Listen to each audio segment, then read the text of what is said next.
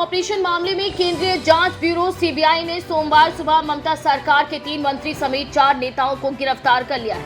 इनमें मंत्री सुब्रत मुखर्जी, शोभन देव चट्टोपाध्याय, फिरहाद हकीम और विधायक मदन मिश्रा भी शामिल हैं। माना जा रहा है कि सीबीआई आज ही इन्हें कोर्ट में पेश करेगी और आज ही उनके खिलाफ चार्जशीट भी दाखिल करेगी। तीनों मंत्री मुख्यमंत्री ममता बनर्जी के काफी नजदीक माने जाते हैं। मौसम विभाग ने कहा है कि अरब सागर से उठे चक्रवाती तूफान ताउते के चलते महाराष्ट्र के तटवर्ती इलाकों में भारी बारिश होने की संभावनाएं हैं। हवाओं की रफ्तार 150 किलोमीटर प्रति घंटे से ज्यादा है, इसीलिए इसे सबसे गंभीर श्रेणी में रखा गया है। यह तूफान और विकराल होगा और सोमवार की शाम तक गुजरात में भी दस्तक दे सकता है। शक्तिशाली चक्रवात तूफान ताउते की दस्तक की आशंका के मद्देनजर गुजरात के पश्चिमी इलाकों से हजारों लोगों को सुरक्षित स्थानों पर भेज दिया गया है। देश में कोरोना के मामलों में धीरे धीरे कमी आ रही है। देश भर में बीते 24 घंटों में कोरोना के मामलों में गिरावट देखी गई है। कोरोना के दैनिक मामले 3 लाख से नीचे आ गए। हालांकि इस बीच कोरोना की मौतों का आंकड़ा लगातार बढ़ता जा रहा है। केंद्रीय स्वास्थ्य मंत्रालय की ताजा आंकड़ों के मुताबिक देश में बीते 24 घंटों में कोरोना संक्रमण के 2,81,386 मामले सामने आए हैं। इस दौरान कोरोना से मरने वालों की संख्या 4,106 हो गई है। शेयर मार्केट की सोमवार को अच्छी शुरुआत तो हुई। सेंसेक्स 348 अंकों पर 49,080 पर कारोबार कर रहा था। बैंकिंग शेयरों में अच्छी तेजी देखी गई, तो वहीं इंडस्ट्रीज बैंक का शेयर भी 3% तक चढ़ा हुआ था। साथ ही एलटी का शेयर सबसे ज्यादा गिर गया। एनएससी का निफ्टी 50-90 अंक पर 14,768 पर कारोबार कर रहा था।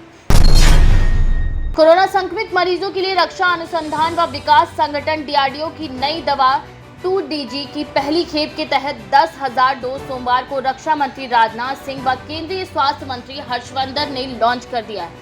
3 ट्रायल के बाद 1 मई 2021 को DCGI की ओर से इसके आपातकाल उपयोग की अनुमति भी मिल चुकी है।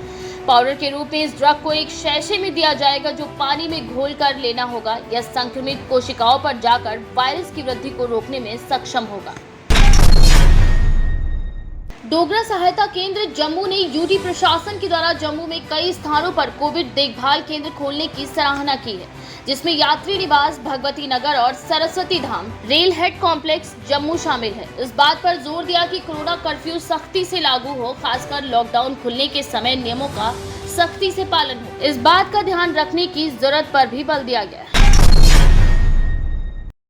वैश्विक महामारी कोरोना वायरस संक्रमण की सेकेंड स्ट्रेन से उभरने के बाद मुख्यमंत्री योगी आदित्यनाथ ने इसके खिलाफ बड़ा मोर्चा खोल दिया है। सीएम योगी आदित्यनाथ अब प्रदेश के जिलों में स्थलीय निरीक्षण कर कोरोना वायरस से बचाव के प्रबंधन की भी प्रक्रियाओं का जायजा ले रहे हैं। इसी क्रम में सोमवार को उनका मुजफ्फरनगर और सहारनपुर का दौरा रहा।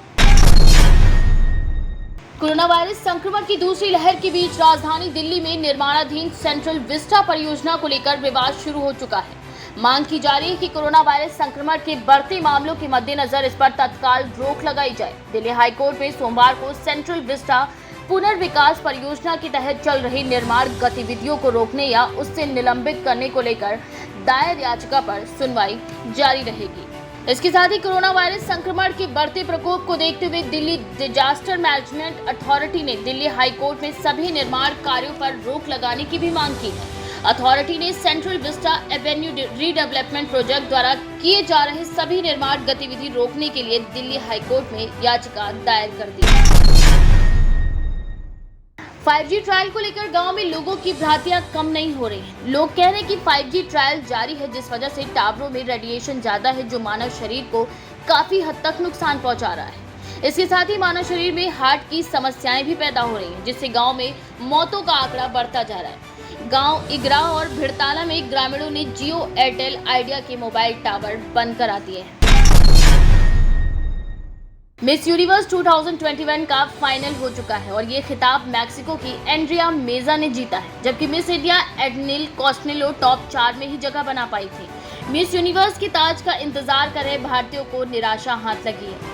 एडलाइन कैस्टेलिनो के न जीतने से भारतीय फैंस का दिल भी टूट चुका है। फैंस को पूरी उम्मीद थी कि इस बार भारत को मिस यूनिवर्स का खिताब हासिल होगा।